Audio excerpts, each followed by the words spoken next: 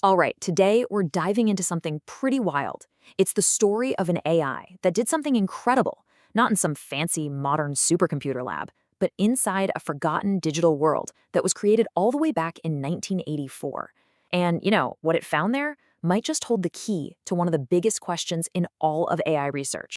So let's get right to it. The big question, the one that this whole thing revolves around, is a real puzzle. How do you actually get an AI to go beyond what we know? Not just to learn all of our tricks and strategies, but to discover brand new things on its own, maybe even faster and better than we ever could. And that question leads us straight to this really mind-bending concept, recursive self-improvement. The idea itself is kind of simple, but the consequences, they're huge. Just think about it. The moment an AI gets better than us at designing AI, it could start improving itself. And that new, smarter version gets even better at improving itself, kicking off this insane feedback loop, a rapid, runaway explosion of intelligence. Now, this isn't just some plot from a sci-fi movie anymore. Researchers are seriously trying to figure out how to spark this kind of growth.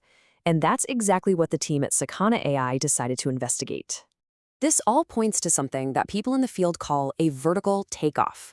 It means that the second an AI can truly teach itself, the jump from our level of intelligence to something, well, something far beyond, could happen unbelievably fast. We're talking about a fundamental shift in what's possible. We've actually seen little hints of this before. I mean, look at AlphaGo. When we train an AI on all the human data we have, like every game of Go ever recorded, it gets really, really good, as good as our greatest champions.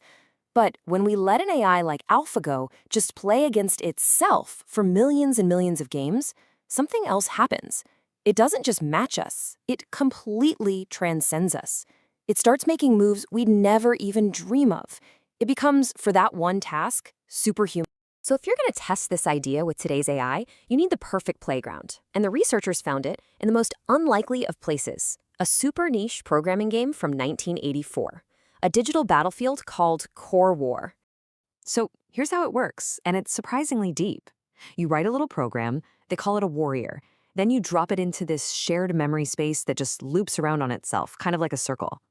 From that point on, your warrior and your opponent's warrior just start running their code, trying to move, copy themselves, and overwrite each other's programming to make them crash.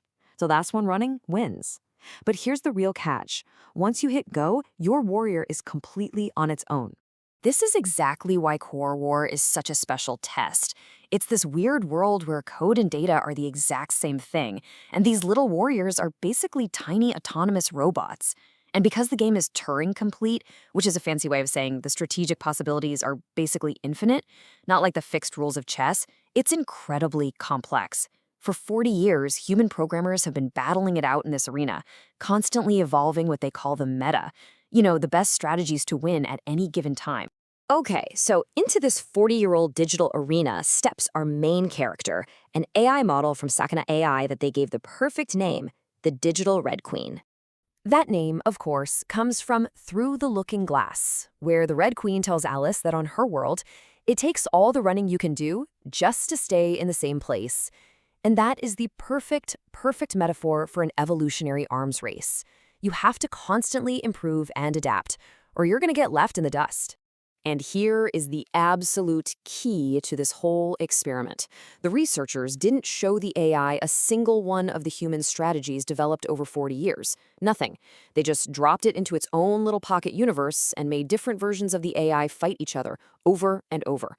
The only goal was to evolve, adapt, and win. So what happens when you throw an AI into that kind of digital pressure cooker and just force it to evolve? Well, the results? They were honestly just stunning. You could just watch the AI's fitness, basically its win rate, skyrocket. With every single round of self-play, its little warrior programs got smarter and more effective. And after about 250 generations, it wasn't just getting good. It was good enough to take on the best programs humans had ever designed. And this right here, this is the part that is just completely mind-blowing. Think about it. It took us, humans, all over the world competing for 40 years to come up with a set of dominant winning strategies. The AI, working all by itself in isolation, figured out those exact same top-tier strategies on its own in a tiny fraction of the time. It's like watching evolution converge on the same answer, but on hyperspeed. It independently figured out all the greatest hits, key tactics like self-replication, which the players call the Hydra. It learned how to scan the memory grid to hunt down its opponents. It developed the most effective patterns for bombing their code. And in the end, it evolved strategies that were good enough to beat the best human-made warriors without ever having played against. This feels a lot like AlphaGo's legendary Move 37, right? The move that every human expert thought was a mistake, but it turned out to be this stroke of genius that won the game. This is a real form of machine creativity, finding these powerful, non-obvious solutions that took us decades to stumble upon. Okay, so it's a really cool result for an old-school computer game, for sure. But what does it actually mean for the real world? Why does an experiment like this really, truly matter? Well, this timeline just puts the sheer speed of it all into perspective. What took our collective human brain power nearly half a century to figure out, the AI replicated through this rapid, focused, evolutionary process. It's just a powerful, undeniable demonstration of how AI can compress the timeline of discovery. And maybe one of the most surprising discoveries of all was this. The language model underneath it all, it learned to predict how good a warrior program would be, just by reading the code. It didn't even have to run the game. It developed something like an intuition for strategy and logic. It could just look at a piece of code and say, yep, that one's a killer. And you can apply this Red Queen approach to almost anything. Just imagine setting up a simulated arms race for cybersecurity, where AIs evolve new viruses and new defenses against them, finding critical vulnerabilities before the bad guys do. Or for science, pitting AIs against each other to discover new drugs or new materials. What this proves is that this kind of open-ended competition, it's an incredibly powerful engine for creating intelligence. So ultimately, this whole thing leaves us with a really powerful thought to chew on. An AI today can match 40 years of human ingenuity in a really complex open-ended world.